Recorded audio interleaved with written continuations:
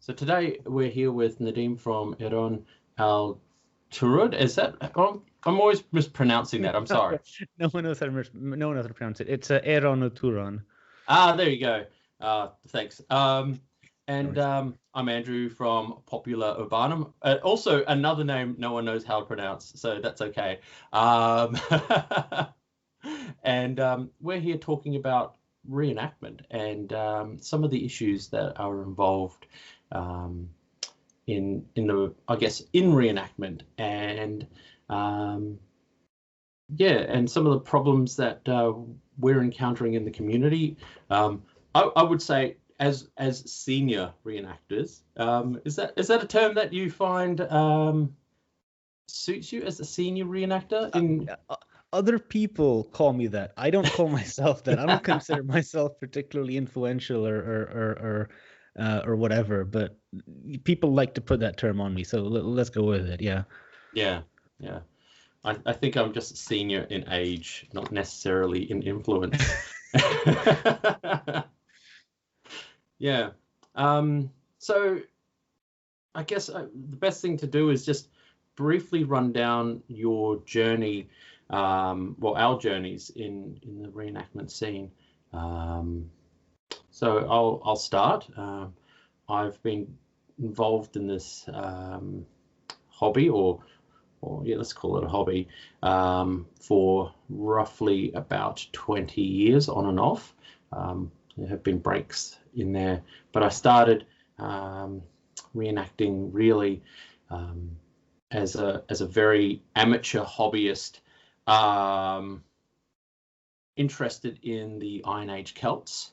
I then moved on to early Rome, and well, when I say early Rome, it's not actually early Rome at all. It was Republican Rome, and I only moved into that because that was the group that my friends wanted to be involved in. Wasn't actually that invested in Romans, but that's who I started reenacting with. I left that group, and I then found the 14th century, and I've been doing the 14th century ever since. And I investigated and moved through from doing nightly impressions in the 14th century to now investigating and exploring the merchant class and the urban spaces and the urban middle class. How about yourself, Nadeem? Cool. Okay, so I've not been reenacting for anywhere near as long. I started in 2012, and I started off doing sort of late Sogdian era stuff, which is, I think, probably still what I'm most famous for. And the main reason I did this, I was mainly interested in the Arsacids at the time, but I teamed up with a group who were kind of local-ish, who wanted riders, and they were a late Roman group, and I don't really have any interest in the late Romans, so I said, well, I'll ride for you, but I'm going to do something Persian from the same period, and they're like, fine. Anyway, the more I kind of got into that, and the more I started reading about the actual archaeology, I'm like, this is really difficult. So I quickly abandoned ship and moved northeast, and so for the past 4 or 5 years, I've been pretty much exclusively dealing with early medieval Sogdiana and Tocharistan. That would be what is now Tajikistan and Uzbekistan from the 7th and the early 8th centuries. And that's where I spend pretty much all my time now. My stuff is still wildly incomplete, so there's a long way to go before it's what I would consider finished. Yeah. I appreciate that. I mean, I've been doing sort of the Flemish lowlands for about 5 years, 6 years, and I'm woefully ill prepared. Yeah. It's like the more you read, the more you realize, oh, I didn't know any of this, Yeah. What is this? Oh, yeah. And I guess for the European look is many people just adopt a pan-European dress, and the more research I do, it's like, oh, well, there's distinctive fashions, and none of what I have is at all anything like what I need. I did the same thing when I started doing Central Asia. Before I flipped into specifically Sogdiana, I was kind of mixing and matching stuff from Sogdiana, from Tohoristan, from the Tarim Basin, from the steppes, and from Iran. I'm like, this is kind of something vaguely geographically appropriate. And then, of course, the more you learn about specific art and archaeology, you're like, okay, I got to replace all of this with that, and I can't really justify this. I've got to use this instead. And I'm trying to localize my impression as much as possible to what now would be Eastern Sogdiana, that is the Samarkand Panjikant area in the end of the 7th or start of the 8th century. Yeah, so you've adopted kind of a period, a range of dates, and you're trying to focus your impression to those dates. Yeah. So roughly a 30 to 50 year span is roughly what I'm going for. Just because it's a lot. I mean, I could have picked a specific year, but it's a lot easier to do, say, a generation as opposed to a year, as opposed to a specific year or a specific decade, just because of how the evidence base is. And yeah, that's basically it. Yeah. Yeah. I, on the other hand, have specified an exact year. Nice. Because I thought that would be easier, but yeah, it's not. But yeah. I mean, but it is definitely for the late medieval period, especially at the end of the 14th century, because fashions and politics start changing so rapidly, and I think that's something that definitely impacts people's ability to portray someone in Northern Europe or in Europe in itself in the late 14th century or 15th century, where they start having a 20 to 30 year window or even a 50-year window sometimes, and they'll have fashions from 50 years and fashions particularly at the end of the 14th century and the 15th century, they start changing in decades, Oh, right. Yeah. Like modern times, I guess. Yeah, absolutely. That's the beginning of what we would, identify as the, fashion industry, essentially. So, Nice. You start seeing people wearing things like, but that would be 10 years. You'd be wearing a 10-year-old dress. It's weird. Yeah, and I think that's one. Start transitioning to the next part of the conversation. Is like, well, some of the things that I think is really difficult is accessing that information to be able to identify what is accurate, like, and what is accurate. Like, how do you deal with determining what is accurate for your period? Yeah, that's probably the biggest challenge that many reenactors probably face, I imagine. I don't know. You and me probably have completely different challenges in terms of doing this and ways to go about it. So for me, for example, there aren't any Sogdian reenactors who have done anything before me, at least not that I'm aware of, and nothing's appeared on my social media, whatever.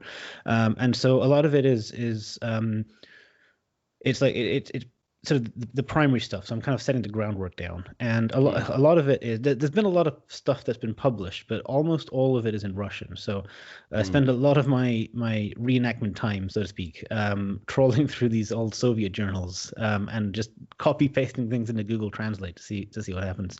Thankfully, the Central Asian community is actually really open. So I've made quite a lot of good friends in the archaeology community who are happy to share their works and images and stuff. It's quite welcoming in my experience. So getting access to publications hasn't been, well, if there's a PDF around, hasn't been hugely difficult. But obviously some of the older titles or some of the rarer titles don't exist as PDF, and getting those is challenging. For archaeology, it's probably okay to go to do what I'm doing. That's to say, copy pasting things into Google Translate and then using a bit of common sense on the side as well to guess the odd incorrect word, appropriately. I certainly wouldn't do it for sort of the more conceptual things like art history and symbolism and the actual political history, where you really do need a proper human translation to figure out what's been going on. But for sure, just collecting data like a bronze amulet was found in this layer at this town is like, yeah, okay, fine. I can do that. Yeah. How about you? How have you found accessing information?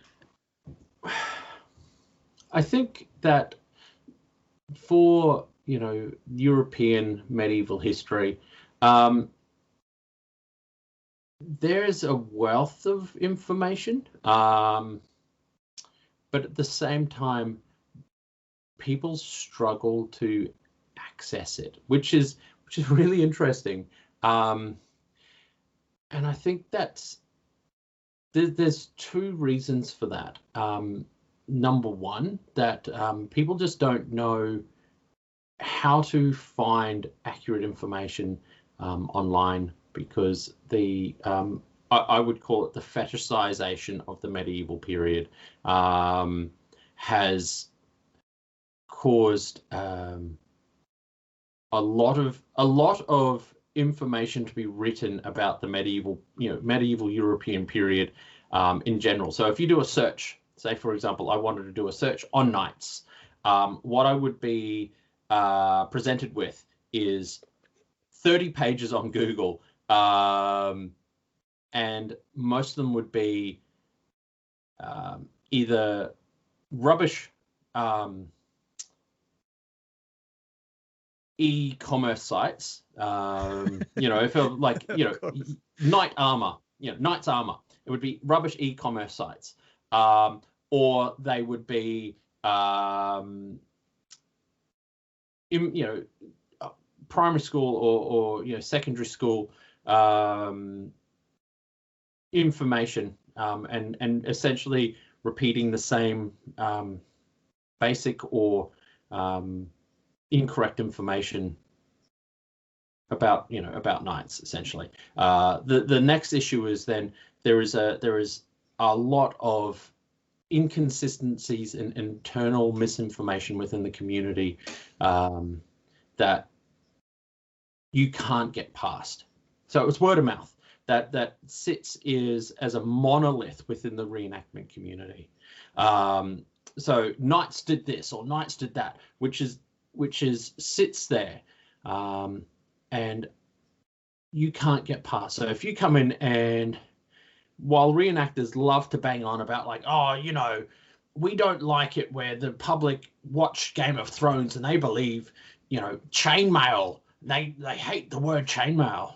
That's not actually a phrase. Well, if reenactors actually bothered to do a little bit of reading, they would learn that the word chainmail is actually a historical phrase created in the 17th century to categorize armor. But it's, but you can't use the word chainmail. It has to be called mail because that's what they called it in the 14th century. Like, but it's a historical term. It's historical to a particular period.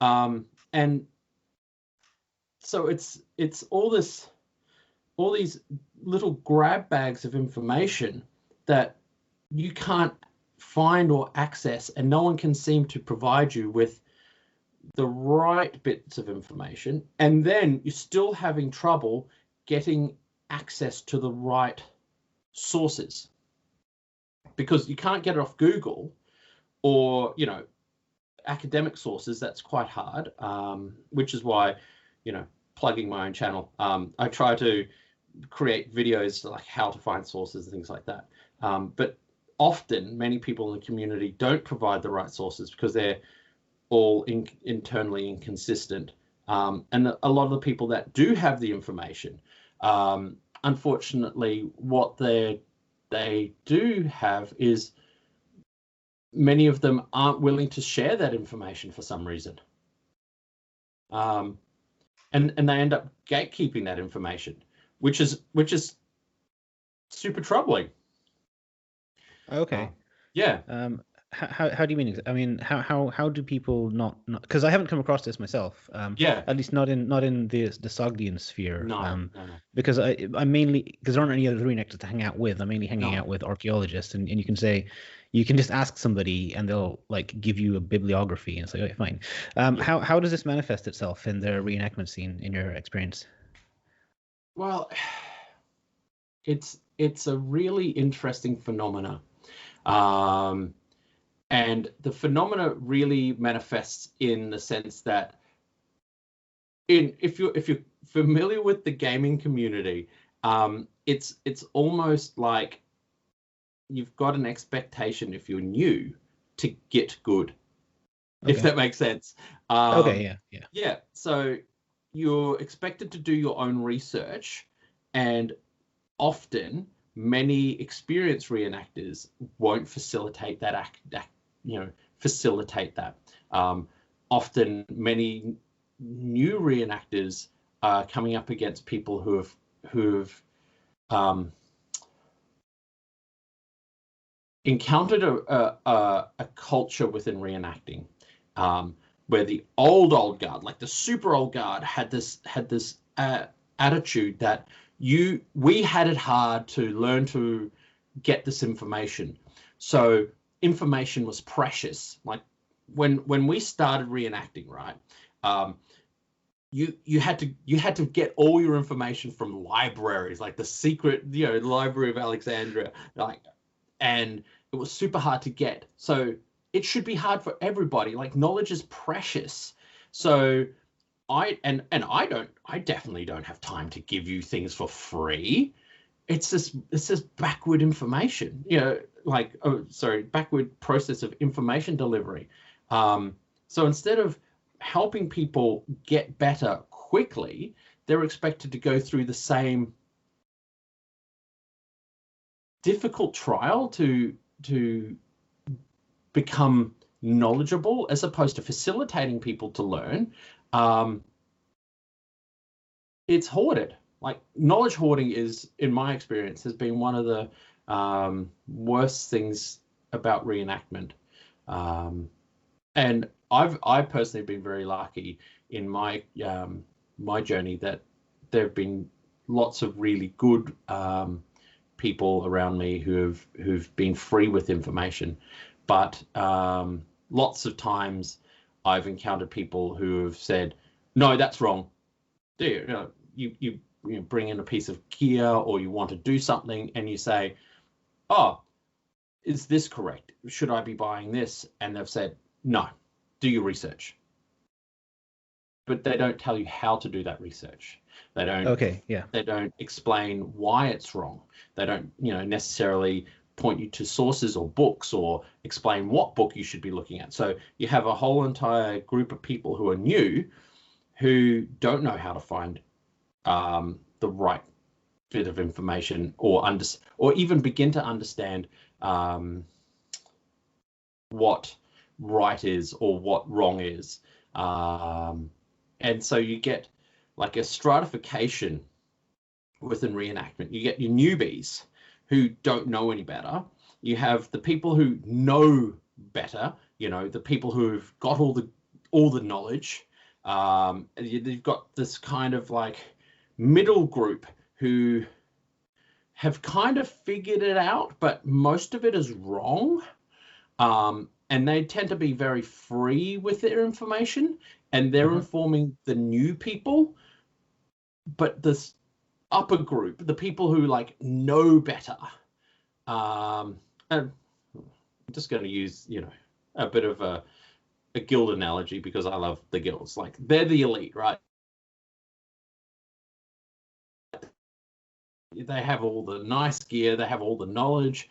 They look down on this middle group because they don't know better. They've got all the cruddy gear. They've got like mismatched equipment. Their period's all wrong. They're the ones running around leather lamella, and they're like, leather lamella's not a thing. Don't you know any better? No, they don't, or they don't care. Because they've just spent $1,000 on this leather lamella. Why would they care now? It's too late. The horse is bolted. Yeah, that's one of my issues, and that's why I've tried really hard to help people as much as I can to improve their impressions and just give away all as much of my information and research that I have. Yeah, you raised some interesting points. I've definitely noticed that sort of attitude with not so much the historicity of it, because I don't really know that much about the historicity of European material culture, but with the execution of it. So, for example, I noticed a recent drive in the past few years that, like, to be taken seriously, you absolutely must have, hand woven, hand dyed, hand stitched everything, and it's like, why? Yeah.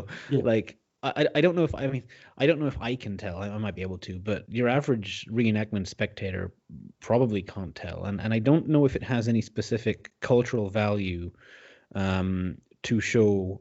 Well, to go through the extra expense and effort of going that, and I think these sorts of things, like only buying from the finest craftsmen. It's like, well, I've looked at some artifacts that look like complete shit in the period because they're just not made very well.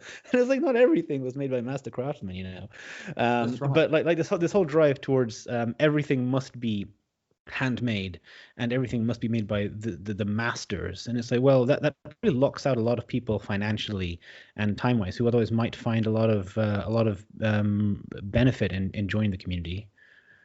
Well, yeah, absolutely. While I hand sew all my stuff, that's also because I'm an accomplished hand sewer. Like I grew up in a sewing room at my mother's knee. Like, but how can you expect most people? And I'm not going to say most men, like most women as well, or most people, just most people. Who in the modern era learns to hand sew, let alone machine sew? Yeah. Like, all of my stuff is machine stitched, and like there's a suspicious amount of epoxy holding my diadem together. I'm not gonna lie there. But I don't that sort of thing is kind of not a priority for me as opposed to the actual object itself, and I find that some people tend to get lost in the details while ignoring the big picture. Absolutely. Yeah. I wouldn't disagree with that at all. An impression should always be as close to the original as you can reasonably achieve. And I always say reenactment in itself is anachronistic. Like, unless you're actually in that period, how can we reasonably achieve that thing? And you're just demonstrating for the purposes of your reenactment the clothing and lifestyle. And if you have to machine sew your garments, or your shoes are not hand stitched by a master shoemaker, who cares? And on to your point, I think is super important. The high quality of gear that's being produced is, I think, is skewing it's absolutely, I'm trying to think of the right word so it's impactful. Okay. It is skewing the way people create their impressions, because if you look at the majority of ancient artifacts or medieval artifacts, until we reach the industrial age where machining creates a consistent object with fewer faults, many items were just banged out. They were thrown out with little regard for high quality control. Absolutely.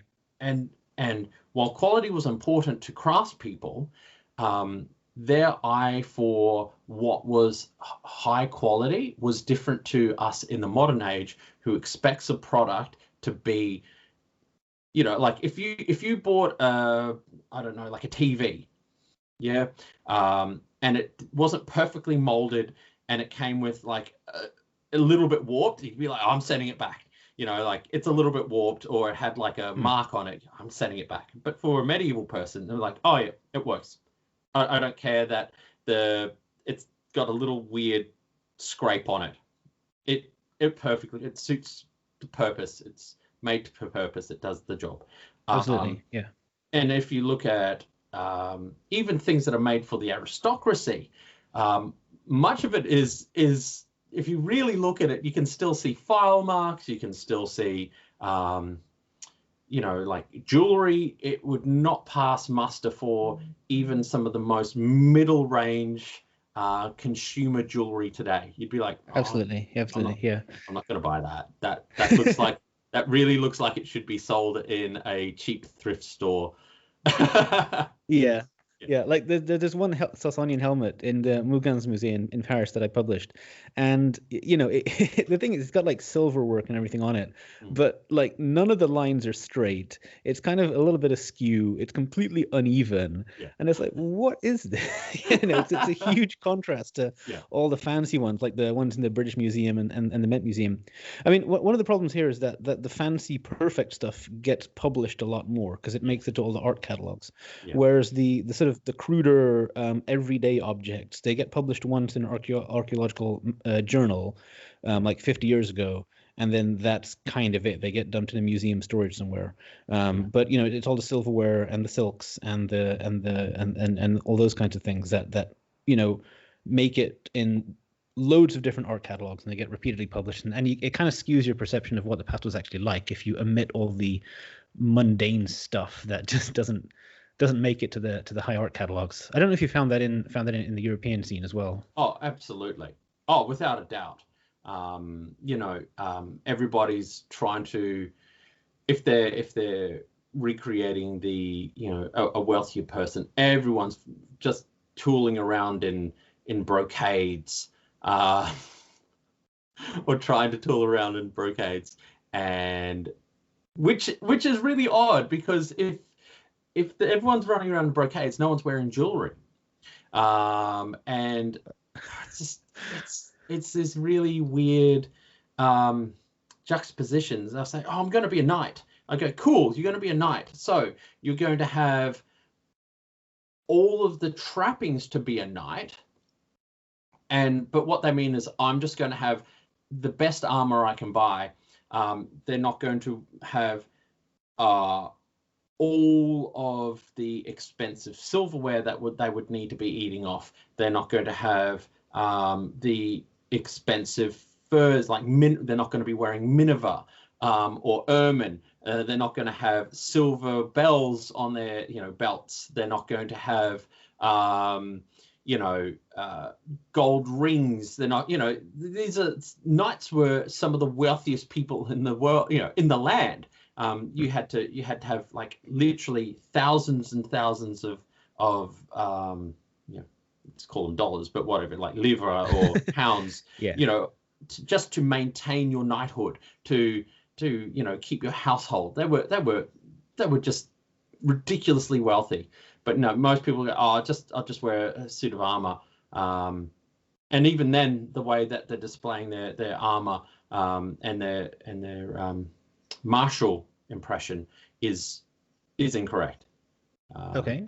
Yeah, because they're not wearing all of the trappings that they would need to be doing that impression reasonably correct.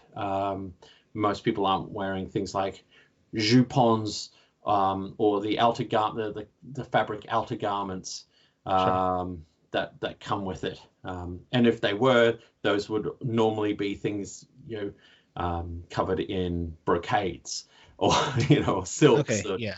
You know, the like fancy stuff. Fancy, those rich, fancy dudes. You know, this is the aristocracy. They weren't like muddy men running around in the field, and that's why I'm like, oh, I can't. Even a poor knight, you know, people say, oh, I'm going to play a poor knight. I'm going to display a poor knight. I'm like, the poor knight still literally owns like huge amounts of land. That's why I went, oh, I can't reasonably pull this off. I think I'm just going to be a merchant. Yeah. The thing that a lot of things, and so the merchant thing kind of rubs me up the wrong way in reenactment, because certainly in some scenes, Vikings, for example, it's used as a cop out for wearing lots of random stuff from across basically the entire of Eurasia. And it's like, well, this I mean, I don't know, but it just doesn't look right to me, to have somebody from Northwestern Europe decked out in entirely sort of Chinese silks and stuff like that, wearing different types of jewelry from across Scandinavia. And it's like something is, I don't know how accurate it is, but it doesn't come across as, Well, I mean? yeah, I hear what you're saying, and I guess my answer is, if you want to do that, present evidence. Yeah. Present evidence. It's like, if you're going to do that, you can't reasonably say, this would have happened. Cool, it might have happened. There's some guy that was the traveler, might have done it. But do we have evidence that it happened?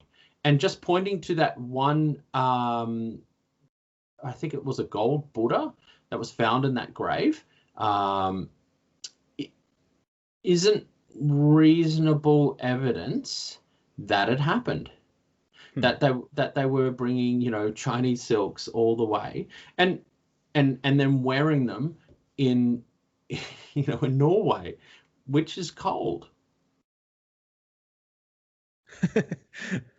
I mean, silk is not the type of textile that you really want to be wearing, and there's look, I'm going to be saying things. People are probably going to get really mad and say, no, you're wrong, but because this is way outside of my field of research, but there is enough written evidence.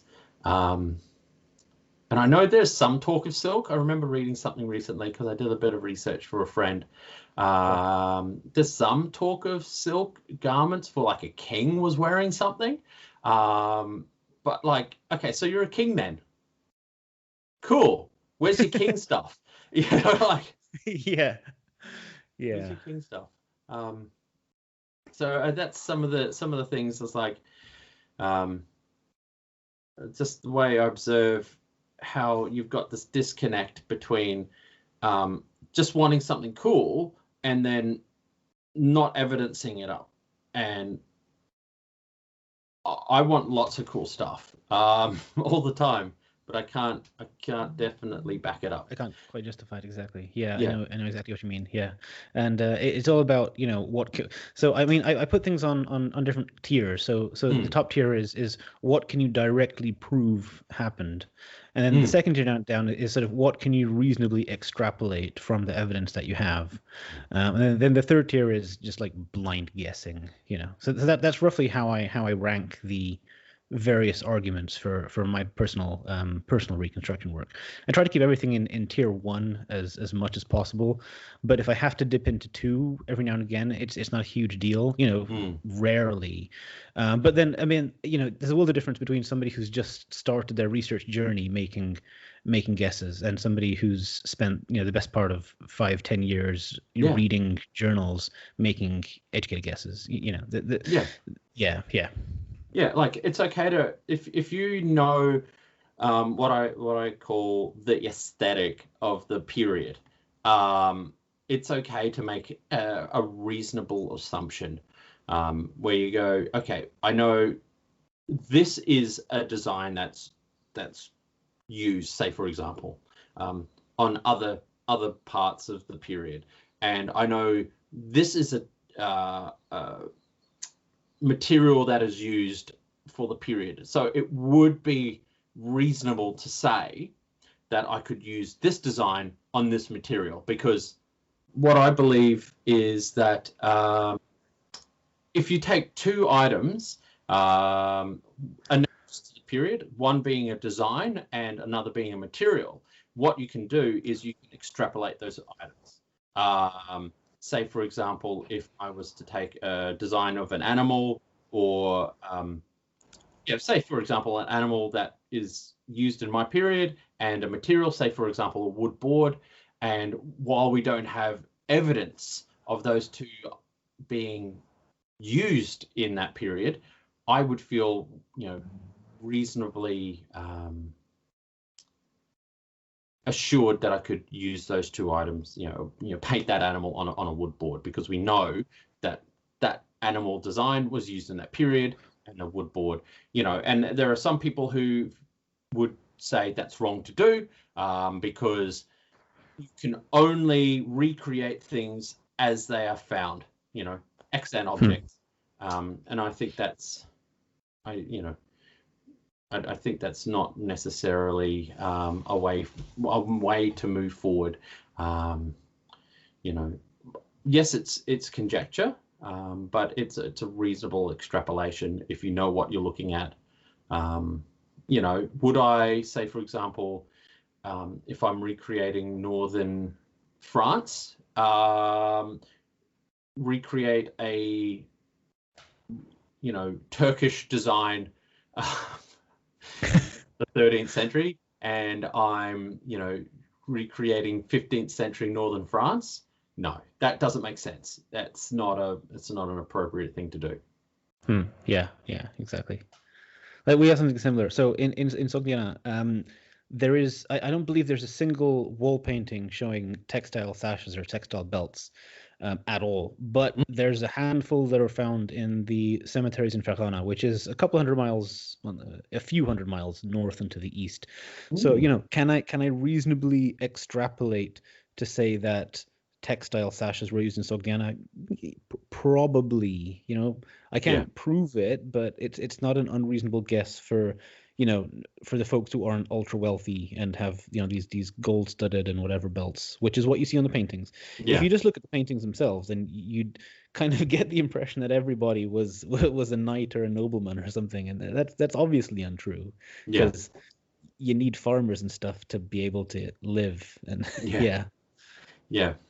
Yeah, exactly. So, if you're not careful, if you just look at what's depicted in art, then you will have a skewed understanding of the period.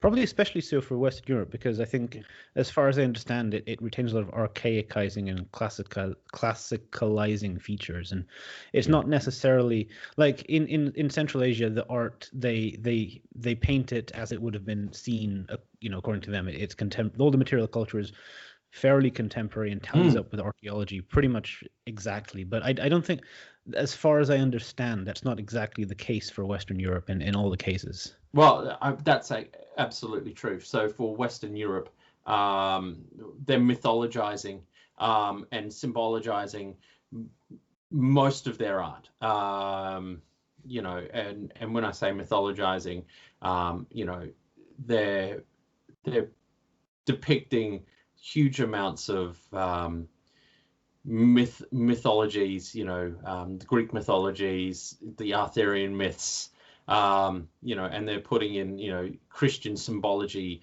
on top of a lot of those as well, because that's the predominant, I guess, codus that they're trying to, and moral code that they're trying to overlay on top of everything. So people, it's sort of super important for people to understand and decipher their life through. So animals, animals have a Christian mythology when depicted in art. So a lion isn't just a lion, So this is like the stuff that people need to understand when they're viewing Western European art. So can't trust art. Absolutely. No, I know. I think focusing on art leads to that thing you put earlier about this whole fetishization of the past, because Yeah. art like naturally only displays the upper echelons of society, because it tends not to paint the downtrodden and the slaves and the peasants and those sorts of things in Mm. most cases. That's not to say it never happens. It's just it's nowhere near as common for art to display those kinds of things. And like I said, you might get away with the impression that everybody was a knight or a nobleman or a wealthy merchant, when Mhm. it skips out a lot of the everybody else part of society. Yeah. Well, yeah. I think that's a super important thing to talk about, is the fetishization of the past, and how that impacts reenactment. Um, because reenactment is a fetishization of the past, and I think that's not really healthy for our community. Um, the reenactment community is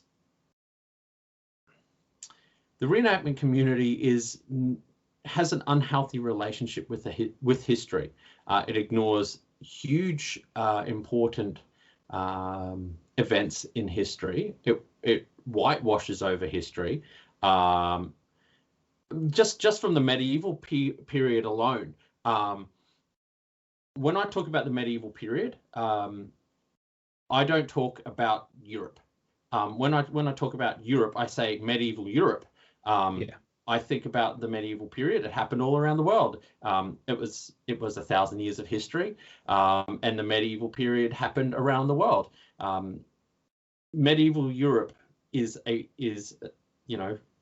from 4th century to 5th century, sorry, to 1500. Something that's hotly debated, by the way. Oh, But absolutely. yeah. I mean, I'm a big proponent of the sort of hemispheric Middle Ages, which Yeah. puts the dates rather differently. And I think there's a guy called Alex West, I think, who Yeah. writes a lot about this on his Medium channel, and he places the start date. It's harder to pinpoint a specific date, but the start date he places at the discovery of the channels in the Indian Ocean, which allowed for sea trade, and Yeah. the end date as the discovery of the Americas, which again, changes everything. Yeah. But yeah, I mean, when I'm talking, I use the term late medieval for early medieval for my period, because that's just standard parlance in academia. Yeah. I think, Yeah. yeah, but that's a different discussion for a And different day. I mean, Yes. it is a different discussion, but I think it's pertinent because not even academics can agree on it, and they argue like quite fiercely about what it should be used as. But I think it's important because from where I live, and where I have lived, I've always been reenacting on colonial soil, and that's super important to me to recognize that I'm overlaying my history, white European history, on a land where colonized people lived, and that they have their own unique histories, and that when we talk about medieval history, European medieval history, which is so fetishized by not just reenactors, but by the media and society at large. And there's this prelapsarian concept created by not only the Victorians, but also the Enlightenment period, of how with the fall of Rome, there's this dark period, and then the Renaissance happened, and then everything got better because we returned we re-enlightened ourselves with Rome, and now the world is good again, and then overlaying Roman values on everything just cancels out the colonized peoples that I'm living in, these countries. So I try to just acknowledge that, and it just negates the people who live here. And some of my friends are Indigenous peoples who who reenact the medieval period, and it's a difficult thing to have that conversation. Sure. Yeah. So just to clarify, when you say fetishization, what exactly do you mean by that? I assume it's not the sexual connotation. No, not at all. But what I mean is how our society, Western society, just really loves medieval period. Like, think about the Game of Thrones, the TV show, Lord of the Rings. It's obsessed with it. Knights and honor and chivalry. It's a huge part of our society and our concepts.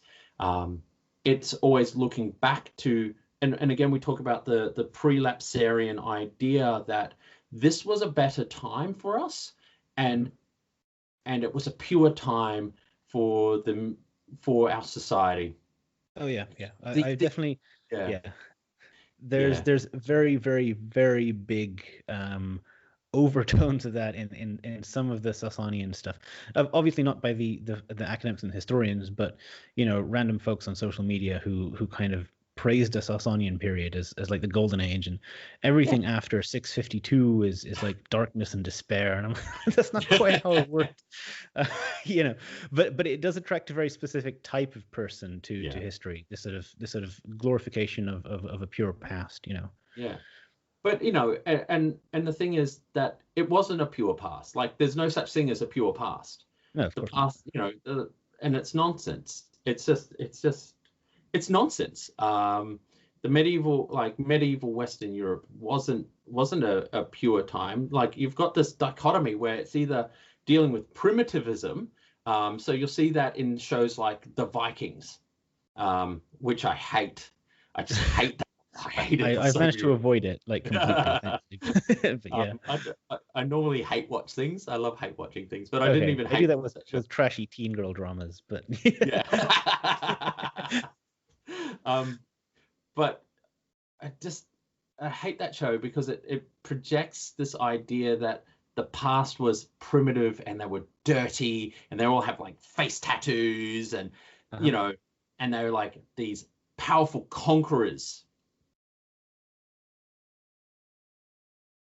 Yeah, and that the past was primitive but primal, like this primitive sense of overthrowing what systems that existed before, and that's who we came from, and there's a sense of power in that, like a power fantasy. But that wasn't who the Vikings were at all. They were, while they did raid and do all that other stuff that we all know that the Vikings did, they were also traders and scholars and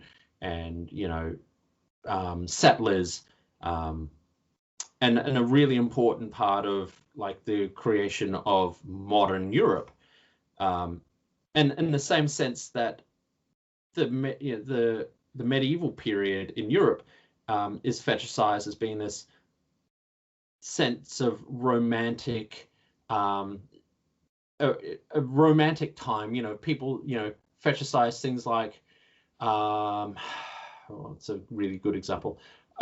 Robin Hood is really fetishized.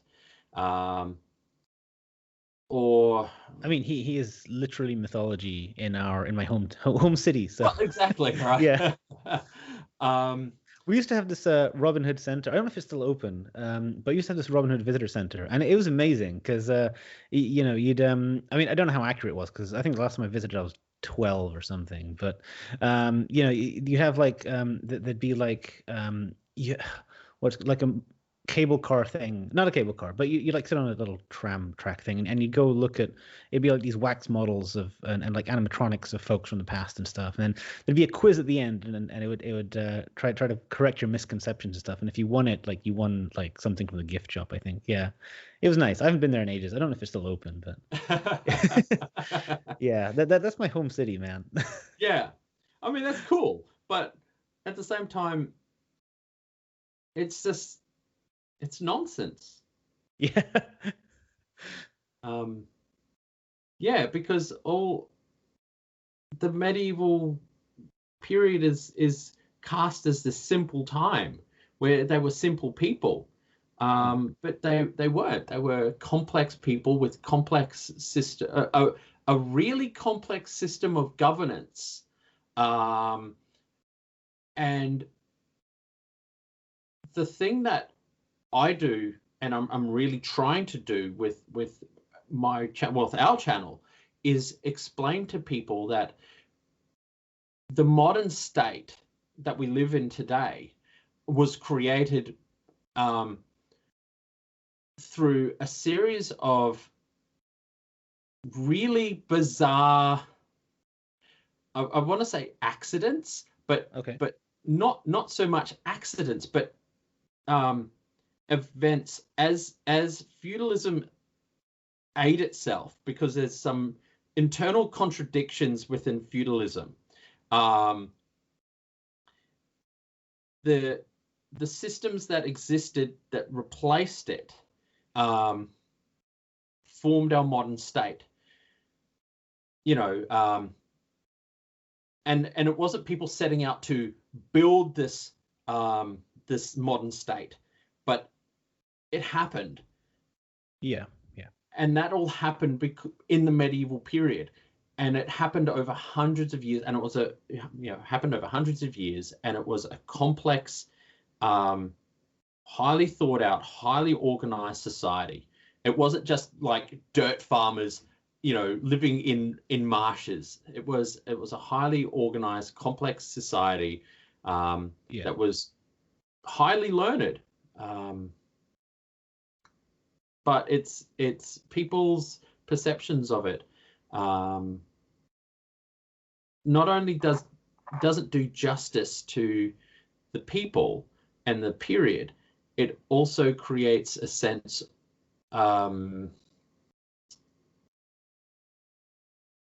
it creates a sense that, well, it's a big lie. It's essentially a big lie that it creates a modern exceptionalism. A modern exceptionalism that we are the best and better, and no one could be as good as us. Yeah, it's things were worse in the past, and then the modern world happened, and then things are better. Some things were worse, but a lot of things were just different because of the technological limitations of the time, I expect. Yeah, absolutely.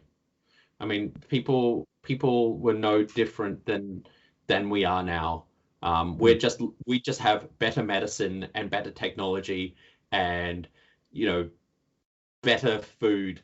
Like, people didn't all die at 35. People didn't go, oh well, it's Logan's Run, my gem is glowing, it's time to go die. Of course.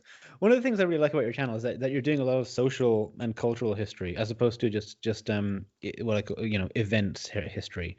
Well, this is an unpopular opinion, but I don't actually like the sort of events and political and like great man history. It doesn't really interest me at all. And I'm spending more and more of my reenactment time just specifically archaeology and sort of cultural stuff, as opposed to what happened where and who by and when, which but no, I think the cultural and the economic stuff is more interesting and arguably more important than the who did what, where, and why kind of questions. Yeah, I well, obviously agree. I don't like great man history. It's just a lie. It's a lie created by boring people who just like repeating dates and battles.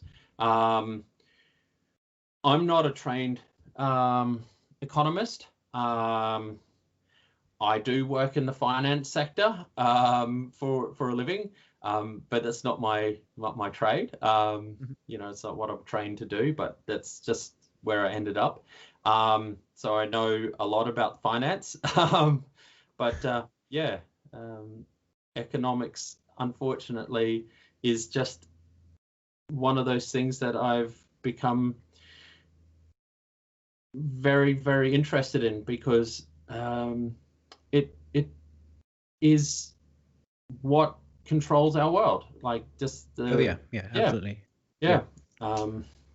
And what created our world, like the modern world, is economics. And if people can, get past the boring parts, they'll see that. It's hard to do, admittedly. It bores me, and I have to read all these. I've spent the last week reading economic papers, and I'm like, oh god, jeez, this one's hard to do. So the thing with history in school is we weren't taught any of that stuff. We weren't taught economics or cultural or social or archaeology. It was purely events. And it bored the crap out of me, and I dropped history as soon as I could at the age of 15 or 16, because I just all it was just rote learning dates and events, and I'm like, this I have no idea what the point of this is, because it doesn't really tell us anything about where we are now. It's not even that interesting. I think the state of history education in schools is pretty appalling as it is. I don't know if it gets better the higher up you go, because I didn't stick around for that. I've heard that it does, but the time to get people interested isn't when they're 19. It's when they're 12. Yeah. Well, yeah, absolutely, and I think that's where reenactors can really shine. And I think that's why reenactors should be learning about history, and they should be engaging with the public. Reenactment has its place within the community to get into the public and talk about history, and that's why I absolutely advocate learning about your period. Not just from a surface level, not just like, oh, so this sword is a type 5, it would have been carried by 16 knights, and actually understand how the people lived, what they wore, why they wore it, what they ate, and get a hands-on understanding of your impression. So if someone asks you what you are, what you're doing, be able to explain to them, from a really just basic level, what you're doing, where you're from, what type of clothing, and your day-to-day life, because it's that type of stuff. A kid will hear that, and they'll sit in the back of their head, and they'll be like, oh wow, that I saw a fighting guy, and they were cool, and they were from Wessex, and they were a Viking, and I love Vikings, and they'll get passion for history. And history is the science, because it is a science. History is the science that allows us to best understand our world, the world around us, where we came from, and where we are going. Yeah, absolutely. How has on a similar note, what sort of reception have you received from both the public and from the academic community in your reenactment sort of activities? Well, that's a really good question, and I'll bounce that back over to you once I've answered. Sure. Yeah, once I engage with people, it's always positive, absolutely always positive, because what I'm doing is I'm giving context. It's not just a snapshot of a person. It's a context of what I am, what I'm portraying, and the history of the people that I'm portraying. Academically, people are always interested there, and often academics want to know more, because they don't have, as you'll know, most academics don't have time to specialize in a particular point of research. Hmm. So they'll have lots of questions, and I like to think of myself as a civilian researcher, and they'll come in and they'll have lots of questions, especially when it comes to experimental archaeology. So they'll ask, oh, okay, what tools are you using? How did you get this result? Because that's hands-on history. Yeah, I found reenactors are really good at that, at sort of Mm. figuring out, the archaeologists find a bunch of objects, and the reenactors will go, I think, this was used for that, and I think this was used for that, and I think these two might have been fitted together like this. Mm. I think it's really invaluable from that point of view. Yeah, definitely. Yeah. Yeah. So how about yourself? What reception have you received?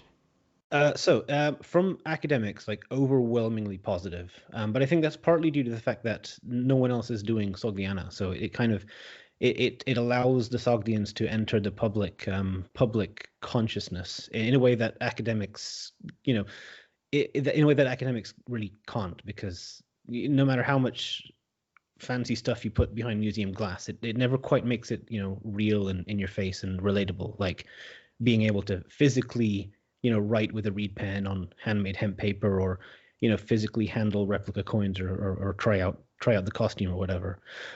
From the public and from other reenactors, it's been mostly positive. A lot of people really like the opportunity to experience a completely alien culture that has absolutely no relevance, or as far as they perceive it, absolutely no relevance to Western Europe.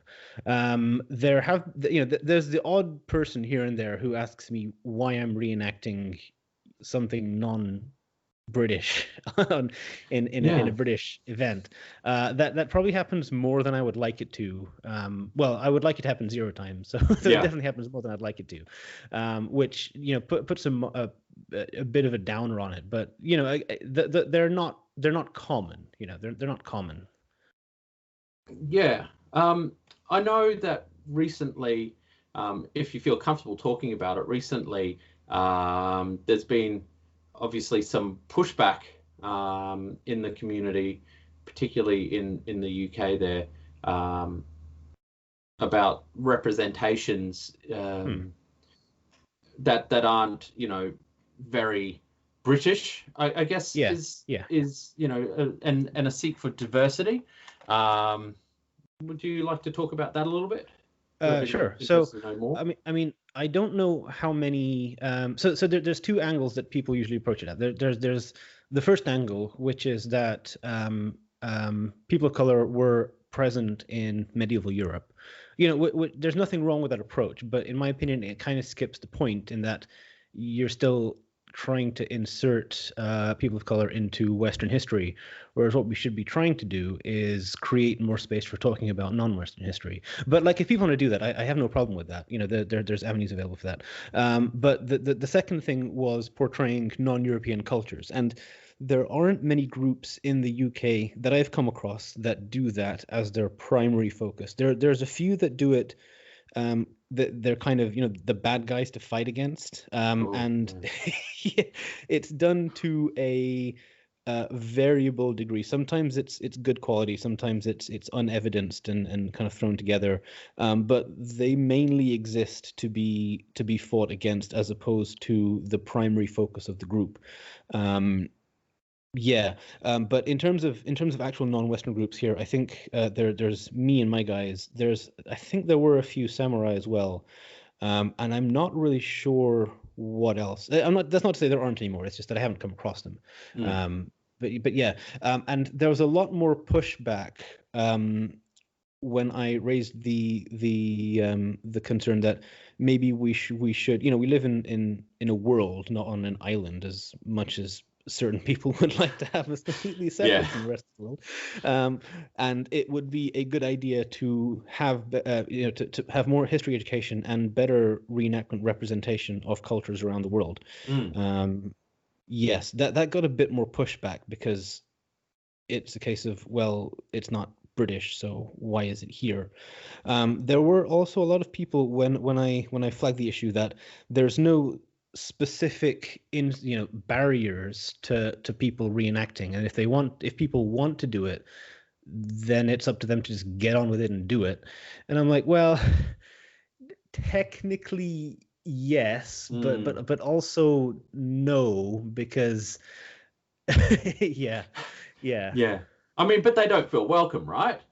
That's exactly it. Yeah. And I mean, I've had experiences myself. Various remarks thrown at me by members of the public and by other reenactors, which were unwelcome. And as long as that stuff isn't called out and challenged, people aren't going to feel welcome joining the community. That's right. They're not common, I have to add. It's the vast majority of people are. They're nice. The vast majority of people are, but there are issues in the community about race and about sex and gender, which I don't have the authority to speak to. But I know that they're present from what friends have told me. Yeah, definitely. Yeah, I mean, it's easy. It's easy for me, as a white dude, so I don't, but I see it. And I hear the comments because white dudes talk to white dudes, because they feel it's a safe space to voice their views. And it's that kind of elbow on the ribs. Hey, what about one of those? And it's and I'm going to say this. I'm going to say this really out loud. It has to stop. And I don't care if people don't like me saying that. It has to stop. History's for everybody. We all live on this planet, and we all have history. I think that if, as you said, if people in the medieval European period want to come in and want to, it doesn't matter of what gender or identity or race, and they want to dress up and portray somebody, go ahead. But as you said, I think there just needs to be more people reenacting other cultures. I find it really bizarre that everyone's just like, oh yeah, so a bunch of white dudes are just being samurai, and everyone's okay with that. Like, oh yeah, okay, so white dudes are being samurai. Oh cool. Oh wow, that's cool. And it is cool. Like, it's, I'm not going to get in this whole entire thing about like cultural appropriation but that's cool. Like, let's have more history. But say for example, if someone wanted to depict their own culture historically, why is it okay? Why is it okay if if someone who was from the Indian subcontinent wanted to depict their culture pre British colonial period? Why does everyone start getting sweaty? Is it because that makes them feel uncomfortable? Yeah. that it must be it. Yeah. I mean, I don't know. I mean, some of it, because I mean, reenactors.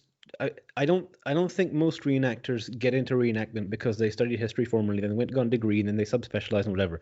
I think most reenactors get into it because they saw something cool on TV or played some cool video games, and they want to, be that cool guy they saw in the video game. And that's certainly how I got into it. I got into it from playing this is really old now. One of the mods for Rome Total War called Europa Barbarorum, and I saw the Parthian faction. I'm like, yeah, I want to be that guy. That's fair. That's a fair thing. That's fair. Like, who wouldn't want to be a cool guy? And that's one of the things that I say about like Western Europe. Most women come into their entry into the scene is their partner brings them in, and they go, oh geez, I've been brought in because my boyfriend wants to hit people with swords. I would like to be a princess though. I mean, these are sweeping statements, but that's a lot of my experience. But after like a little while, they just go, actually, being a princess is dumb. And you know, and they end up making these amazing dresses, or these amazing impressions, and they get over the princess thing. And like, I want to be a princess, but I'd have to get rid of the beard. Thankfully, in Central Asia, you can wear a tiara with a beard, and it works perfectly. It does. But I know exactly what you mean. And these, reenactment and representation, they kind of feed off each other. And that the less popular media representation of something there is, the less reenactment of it there's going to be, which in turn means the less popular media representation of it there's going to be. And it's kind of just a positive spiral going down that way. Yeah. Absolutely. So I don't know where to from here, but definitely it's something that the community really, I think, is starting to think about. And there's pushback. There's always pushback. I mean, it's already a politically charged time, but when is the right time? There's never the right time. Yeah. I see some really great reenactors of color who are starting to make themselves more prominent, which is awesome. And I'll always stand beside them, not speak for them, but just stand with them. Because that's all I can do, because I'm just some old white dude. The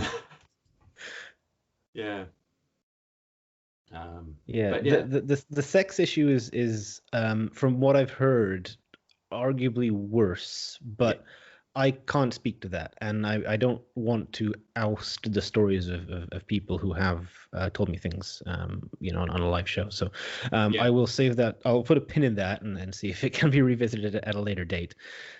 Well, I mean, on that issue, I know that once again, I'm not going to out anybody's stories. We all know at least one person, and I think everyone in the community can say they know at least one person has had a run-in, and it has to stop. You wouldn't let that happen to a family member. I know this sounds hackneyed, but it's like, you wouldn't let that happen to your sister, or you wouldn't let that happen to your mother. Like, why are we letting this happen? And on that note, like, I'm hoping to make this type of thing a common occurrence, just having people on. And just do sort of long form discussions. So if anyone would like to, come on the channel, and have a bit of a long form discussion, this is an open invitation. And I would love to talk about the representation of women, or gender diverse people, and their treatment in reenactment. Contact me, PM, Modern Medieval Man, and let's have a chat, because I think that's something that also needs to be talked about. We don't just talk about the medieval middle class, it's also reenactment, and I think it's something that really needs to be talked about, so feel free. You can email me as well, and we'll get into some talks. Super important stuff. I definitely look forward to listening to that one, if and when it finally happens. Or maybe put the feelers out, see if someone wants to have a chat. So I think we've been going for about an hour. So roughly, no, I've enjoyed it a lot. No, thanks for the chat. I've really enjoyed it. I don't think we've talked about everything we would like to, but definitely a lot covered. It's been a pleasure. Thanks for reaching out to me. Thank you for having me. It was a lot of fun. We should we'll do it again sometime. Absolutely. There's a lot to talk about, a lot to unpack, and look, I'm safe here in New Zealand, Aotearoa. In the in the quarantined safe zone of the world so far, knock on wood. But I realize and recognize that not everywhere in the world is as lucky as we are. So look, you stay safe. Big pointers to us in England. Yeah. I shouldn't laugh, but no, what else can you do, really? Yeah. Yeah, no, to stay safe. I don't know. You guys are getting some inoculation, I hear, but it's not going so well. I have had my first shot, and my second shot should be taking place in about a week and a half's time, all being well. So, so I'll be ready and teed up fairly soon. Yeah, I mean, it is going slowly, but it was always going to go slowly. Yeah. There's a lot to do. There won't be a reenactment season this year. No, at least certainly not in England. You guys probably will have one, but I've got my first event on February. Oh, awesome! February. So everyone can live vicariously through me. Post lots of pictures. Yeah. So we're very lucky, very, very lucky. I can't believe how lucky we were to decide to move here. Considering that my hometown of Brisbane has just gone into lockdown as of yesterday because they've had a community transmission. So fingers crossed that it doesn't get out to the community, that our border measures stay safe. But then there'll be no reenactment scene here. And all the frantic sewing that I've been doing to get everything done will have gone down the drain. It won't have gone to waste because there's always YouTube and Instagram for that. There is. But yeah, I think online reenactment will be a big thing going forwards. To be honest with you, I think it's going to take the place of events for the for a lot. It already has been, I think, but it's going to really overtake it in the next couple of years. I think you're right, and that's something that I've been considering for a while. Is online reenactment the new reenactment? I need to tell you the story before we sign out. Sorry. So I had to do like an actual online video reenactment, and I don't just mean like the sorts of 10 minutes talking about a couple of objects here and there, or posting photos on Twitter, Instagram, but like a full hour-long event. And oh my goodness, I think so. I have a lot of issues going to like physical reenactment events because it takes a lot of there's driving time, there's setup time, and all that kind of stuff. But like this online one was just so much more work than I'd expected because you had like it took me. I need to clock this. I think it took me an hour to set up, which was camera, lighting, backdrop, tables of stuff, microphone, making sure everything was working properly, having all the objects within reach so I could pick it up and talk to the camera about it. And then there was like the recording time, which it was meant to be an hour long talk, but it took 3 hours to record and then an extra 2 hours to edit the thing. And I was like, oh my goodness, this is so much more work than I'd expected. And the thing is, like, because with the actual physical events, because I always go with somebody, and so you have a road trip and you have fun with them. But here it's like it got to like 11 o'clock at night. I'm just sat in this room like exhausted, talking to a camera for like 3 hours. I'm like, oh god. Oh god. Geez. Yeah. Oh, that sounds. The medium definitely needs some refinement. Let's put it that way. Yeah. That's definitely something that will need to be considered. But the good thing about online reenactment is you can actually reenact with people overseas, but you can't have sword fights. So maybe people will start doing reenactment of non-sword fighty things. Which would be good because I prefer seeing that stuff. I think the sword fighty things are a bit overdone in my opinion. Yeah. I do like sword fighting though. Not that I can do it anymore, but I do enjoy it. Okay. I do enjoy it, but yeah. Yeah. Well, yeah, definitely. Let's wrap it up there. Well, thank you so much for coming, and we'll chat soon. Thank you for having me. Yeah, and we'll talk soon. Yeah. Okay. Thanks a lot. Bye. Bye then.